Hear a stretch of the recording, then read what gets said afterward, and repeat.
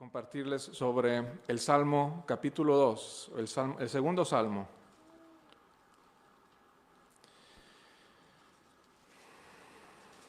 Es un salmo precioso que se usó mucho durante los primeros días de la iglesia primitiva.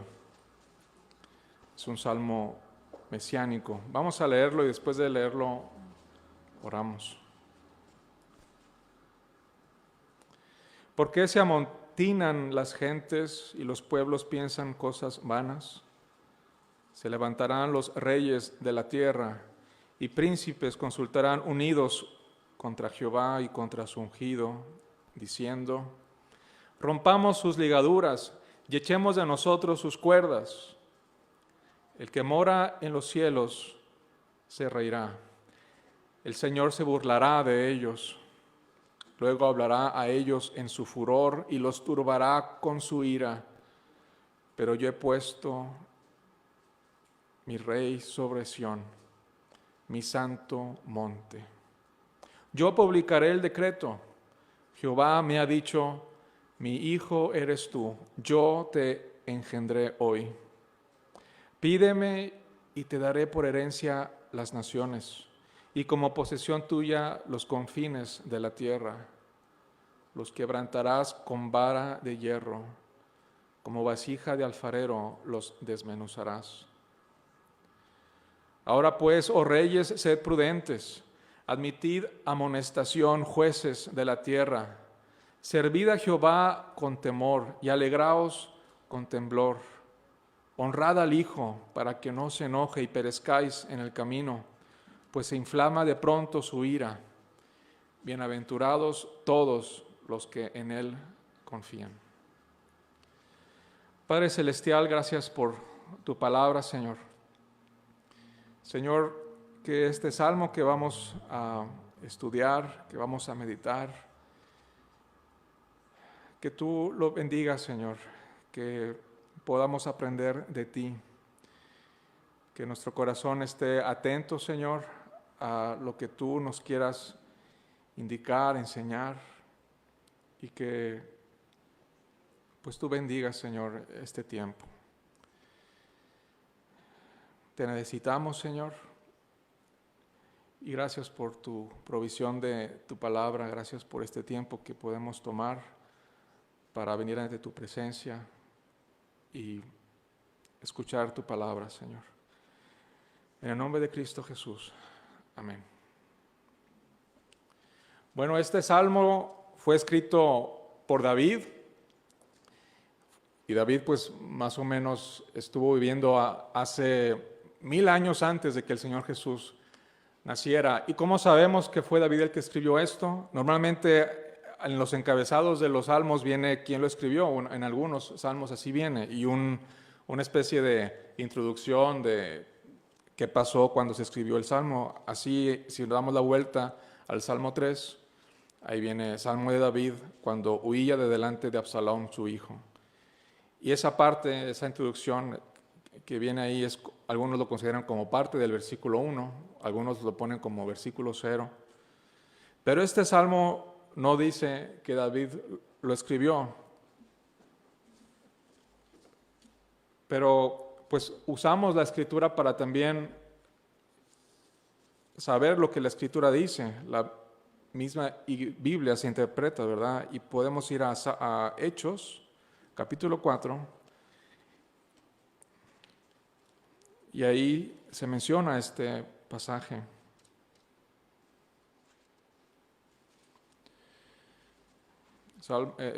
Hechos 4, versículo, vamos a leer del 23. Es una oración que hacen los creyentes cuando Pedro y Juan salen de la cárcel y los reciben, donde ellos estaban reunidos y oran todos juntos.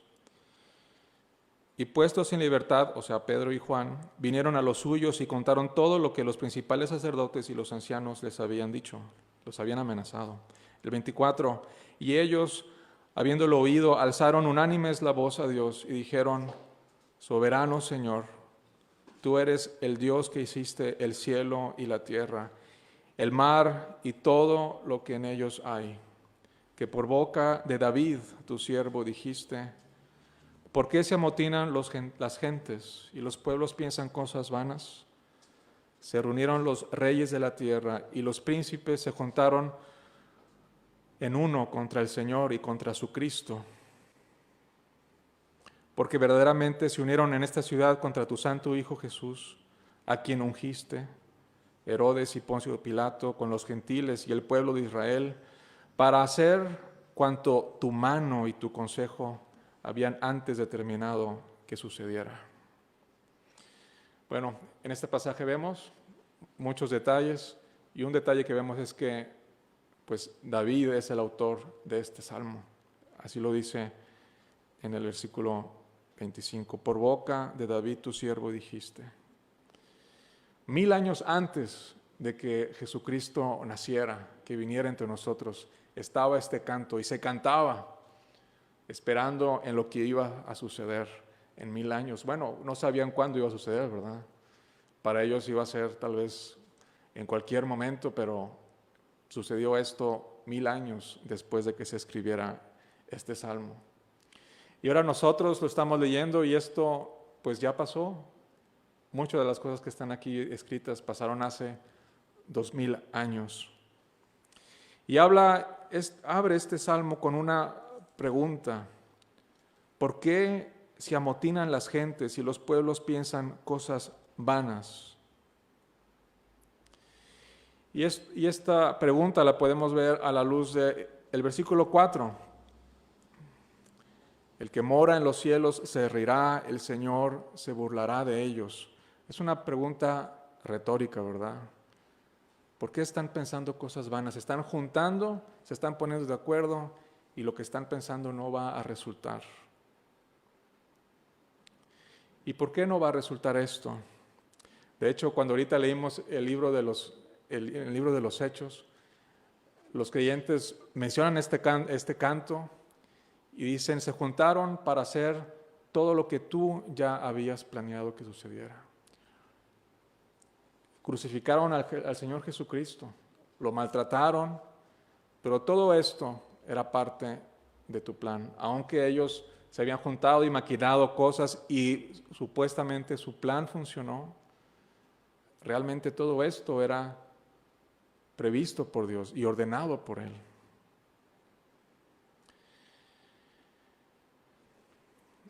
Vamos al 5, después del 4 lo podemos, con los versículos 4, 5 y 6, vamos a estar viendo los versículos del 1 hasta el 9. Van a ser nuestra clave o nuestra guía para ver los versículos del 1 al 9. El que mora en los cielos se reirá, el Señor se burlará de ellos. Luego hablará a ellos en su furor y los turbará con su ira. ¿A quiénes? A los reyes, a los que se están levantando. Son personas importantes, son personas que tienen poder y que pueden mover a las gentes. De hecho, así lo vemos en los evangelios, que ellos fueron de influencia para que todos estuvieran diciendo: crucifica al Señor Jesús, crucifícale. Eran personas con poder, pero Dios se ríe de ellos,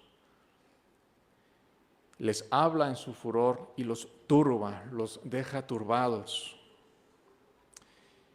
¿Y por qué los turba o por qué se quedan así turbados? ¿Por qué ellos se quedan como fuera de lugar, que no está saliendo las cosas como ellos estaban planeando? En el 6, porque yo he puesto mi rey sobre Sión, mi santo monte. Ellos querían deshacerse de las ligaduras que los ataba a Dios mismo, al Señor Jesús. Y ahora resulta que Dios, el que está en una superposición sobre los cielos, más alta que cualquier rey, que cualquier principado, el Rey del universo, está poniendo al Señor Jesucristo en la posición de honor, en el monte Sión, como rey. ¿Y cómo van a poder zafarse? ¿Quién se podrá zafar de esto? ¿quién podrá deshacer esas ligaduras? Si Dios le está dando al Señor Jesucristo todo el honor, todo el poder. Y esta ligadura es como una especie de ilustración. Podemos pensar en la forma en que los bueyes, los animales de ganado arrastran los yugos para arrastrar el arado, para mover la tierra. Y simplemente se usan pues unas coyuntas, unas ligas, unas ligaduras, unas cuerdas para que el animal esté por los cuernos bien sujeto al yugo.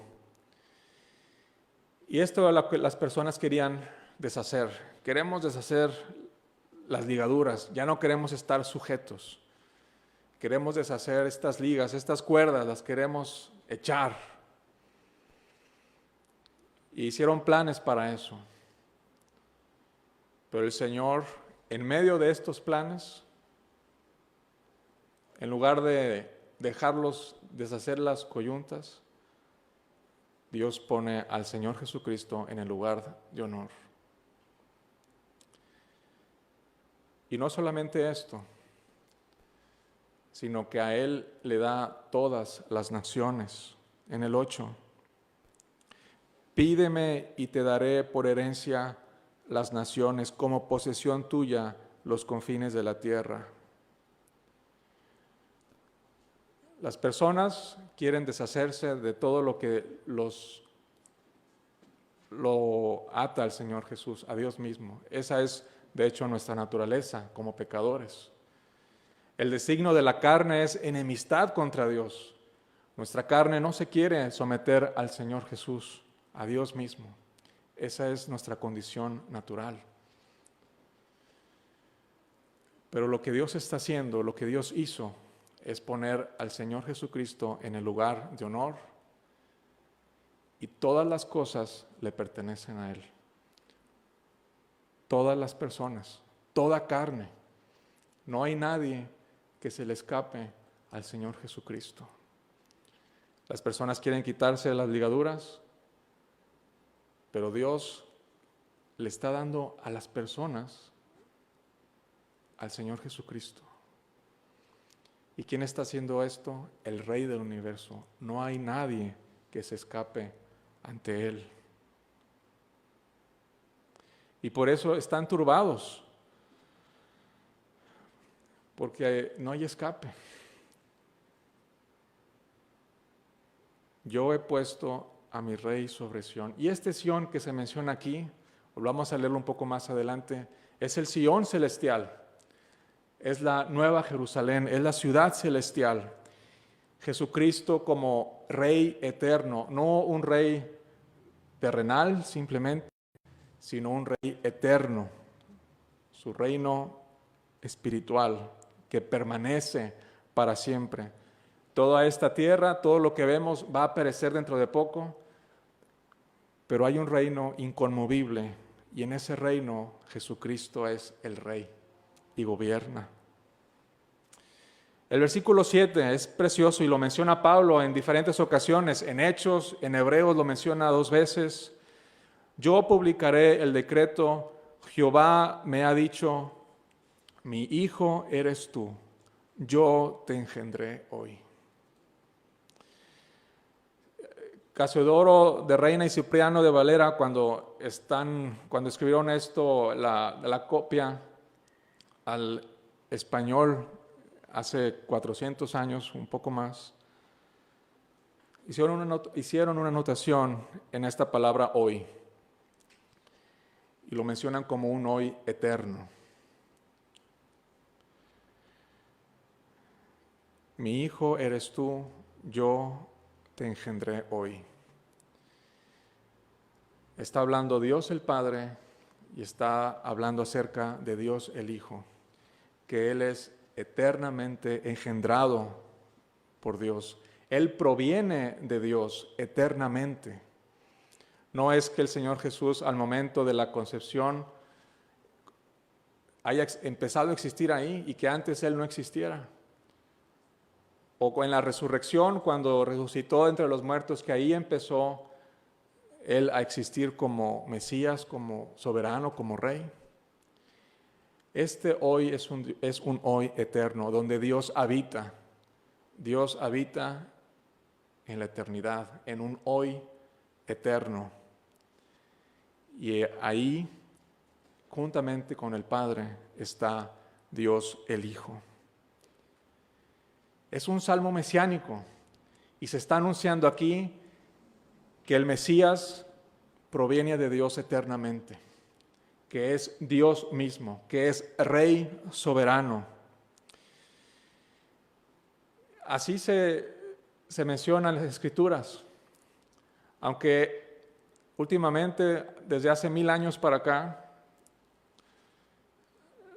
los rabinos hicieron varias anotaciones sobre este salmo y lo interpretan como si este salmo no fuera mesiánico.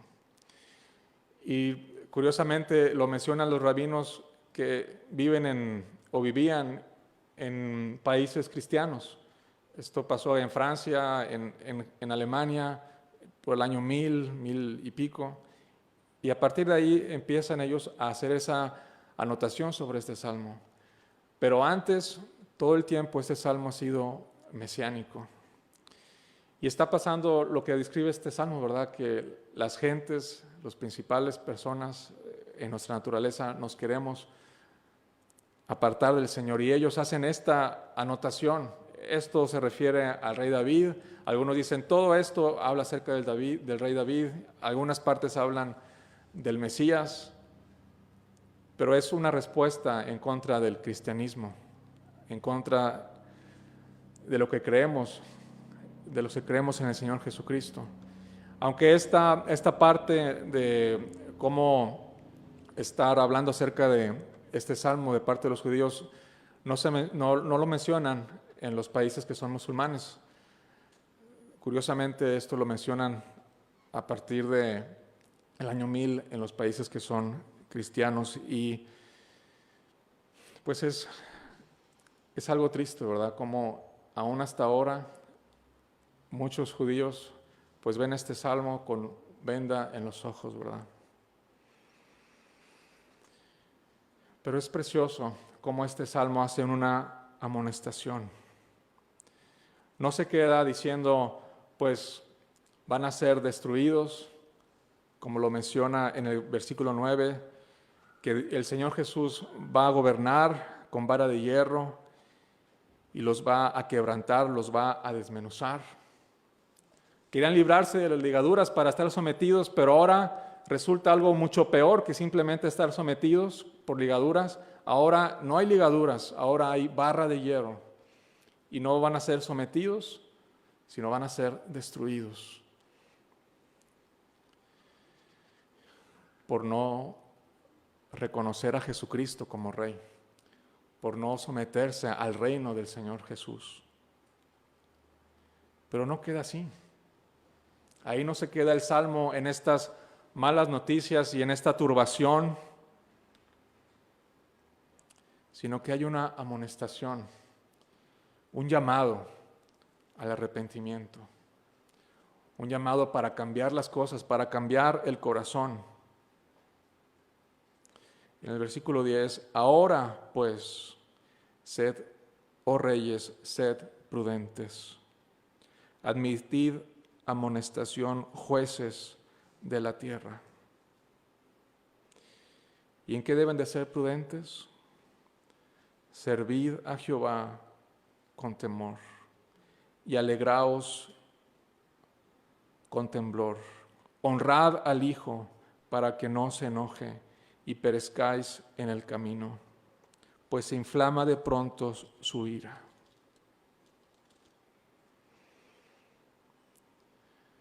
La respuesta está en someterse, en obedecer al Señor Jesucristo, en reconocerle como Señor.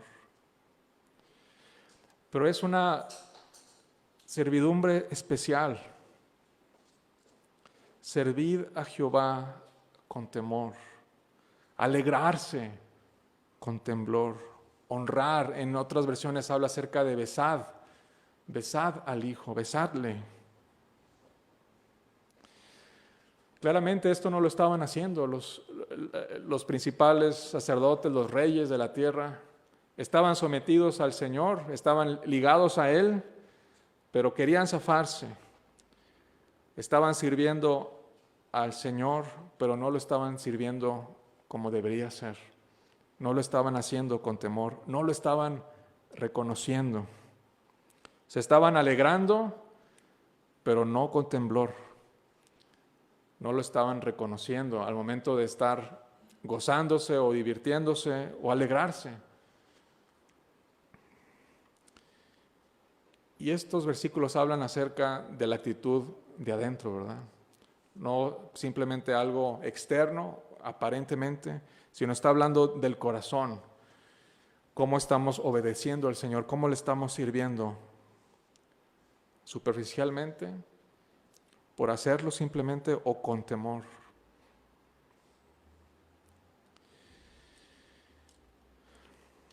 Honrad al Hijo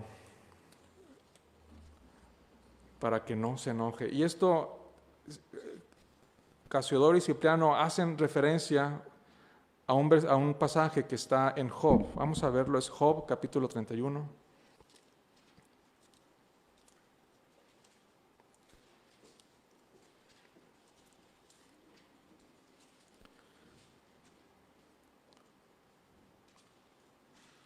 Job 31, 24. Si puse en el oro mi esperanza y dije al oro, mi confianza eres tú.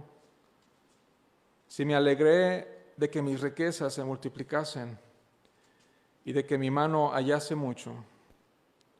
Si he mirado al sol cuando resplandecía o la luna cuando iba hermosa y mi corazón se engañó en secreto y mi boca besó mi corazón, esto también será maldad juzgada, porque habría negado al Dios soberano. Y habla también mucho de la actitud que tenemos por naturaleza de negar al Señor, de reconocernos a nosotros mismos, de honrarnos a nosotros mismos, como dice el 27, la segunda parte, y mi boca besó mi mano, como diciendo, yo soy el que hice todo esto. Yo me estoy reconociendo como el que supo cómo hacer las cosas. Pero es puro engaño, como la primera parte del 27 dice, mi corazón se engañó en secreto. Y es lo que hace nuestro corazón. Nuestro corazón es engañoso y al quien engaña es a nosotros mismos, nos engaña. Y es la actitud que tenemos al pecar. Pensamos, no, Dios no está viendo, o Dios no le importa esto. Y nos engañamos a nosotros mismos, negando al Dios soberano.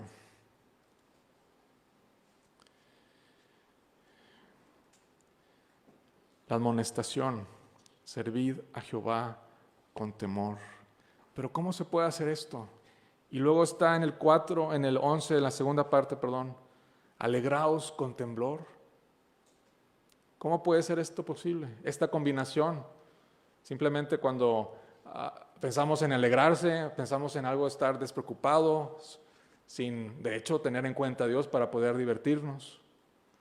Porque si metemos a Dios ahí, pues no vamos a poder alegrarnos.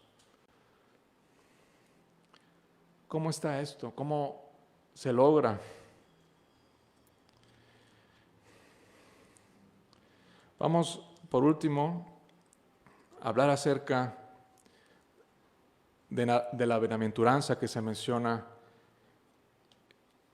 al final de este capítulo. Bienaventurados todos los que en Él confían. Bienaventurados todos los que en Él confían. Esto está, vamos a hacer referencia a esta bienaventuranza leyendo Hebreos capítulo 12. Y aquí vemos esta combinación que Dios hace, que es la vida cristiana. Un gozo, una alegría con temblor. Y es una gran bienaventuranza. Hebreos capítulo 12.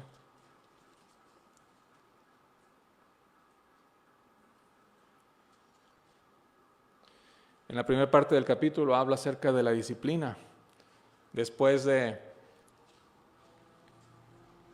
que el autor de Hebreos nos manda que fijemos nuestra vista en el Señor Jesús, nos recuerda que hay disciplina. En el 12 del capítulo 12, por lo cual levantad las manos caídas y las rodillas paralizadas y haced sendas derechas para vuestros pies, para que lo cojo no se salga del camino, sino que sea sanado. Seguid la paz con todos y la santidad sin la cual nadie verá al Señor. Mirad bien, no sea que alguno deje de alcanzar la gracia de Dios, que brotando alguna raíz de amargura os estorbe y por ella muchos sean contaminados. No sea que haya algún fornicario profano como Esaú, que por una sola comida vendió su primogenitura. Porque ya sabéis que aún después, deseando heredar la bendición, fue desechado y no hubo oportunidad para el arrepentimiento, aunque lo procuró con lágrimas. Porque no os habéis acercado al monte que se podía palpar y que ardía en fuego, a la oscuridad, a las tinieblas y a la tempestad, al sonido de la trompeta y a la voz que hablaba, la cual los que la oyeron rogaron que no se les hablase más, porque no podían soportar lo que se ordenaba. Si una bestia tocar el monte será apedrada o pasada por dardo. Y tan terrible era lo que se veía que Moisés dijo: estoy espantado y temblando. Sino que os habéis acercado al monte de Sión, a la ciudad del Dios vivo, Jerusalén la celestial, a la compañía de muchos millares de ángeles, a la congregación de los primogénitos que están inscritos en los cielos, a Dios el juez de todos, a los espíritus de los justos hechos perfectos, a Jesús el mediador del nuevo pacto, y a la sangre rociada que habla mejor que la de Abel. Mirad que no desechéis al que habla, porque si no escaparon aquellos que desecharon al que amonestaba en la tierra, mucho menos nosotros si desecháramos al que amonesta desde los cielos. La voz de la cual conmovió entonces la tierra, pero ahora ha prometido diciendo: una vez más, y conmoveré no solamente la tierra, sino también el cielo. Y esta frase, aún una vez, indica la remoción de las cosas movibles como cosas hechas para que queden las inconmovibles. Así que, recibiendo nosotros un reino inconmovible, tengamos gratitud y mediante ella sirvamos a Dios, agradándole con temor y reverencia, porque nuestro Dios es fuego consumidor. A este reino es al que el Señor Jesucristo nos ha trasladado, al reino de su Hijo. Y lo estamos ahora de alguna manera palpando.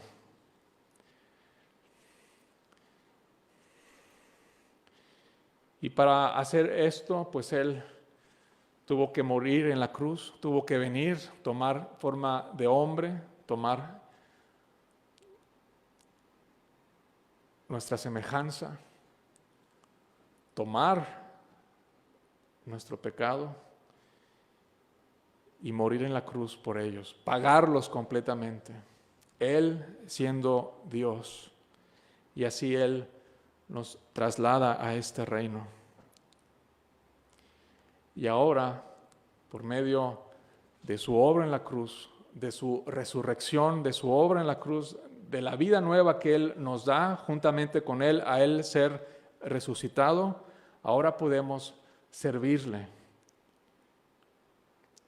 Servirle, como lo menciona aquí, con temor y reverencia.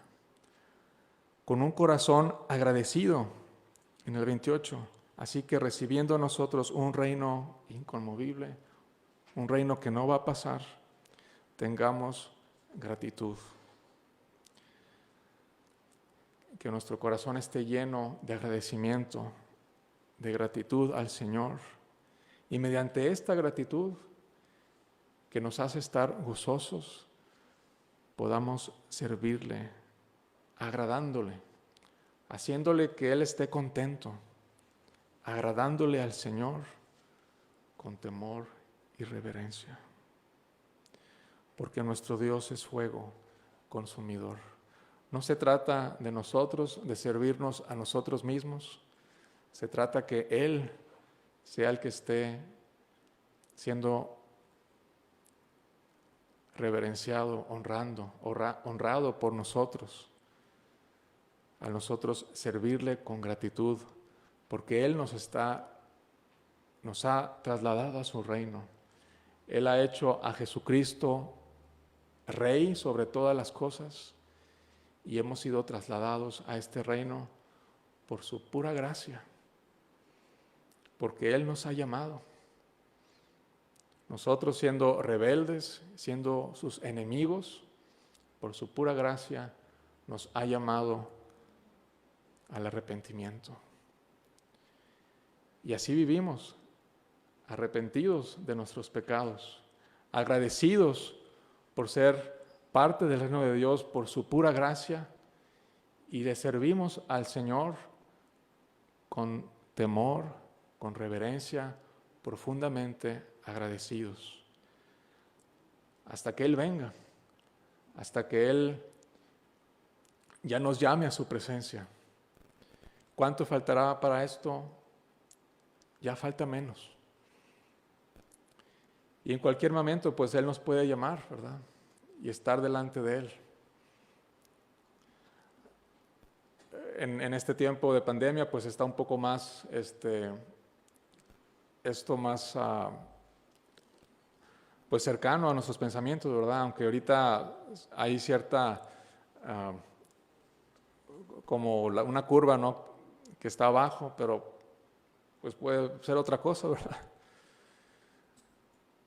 Que estemos sirviéndole al Señor y que así podamos ser encontrados, sirviéndole con temor, sirviéndole al Rey, reconociéndole como soberano.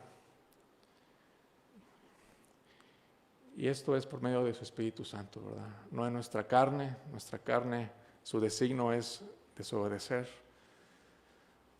Pero el Señor Jesucristo, cuando fue anunciado por Juan el Bautista, Él dijo: he aquí el Cordero de Dios, Él es superior a mí, Él los bautiza en Espíritu Santo, Él los bautiza en fuego también.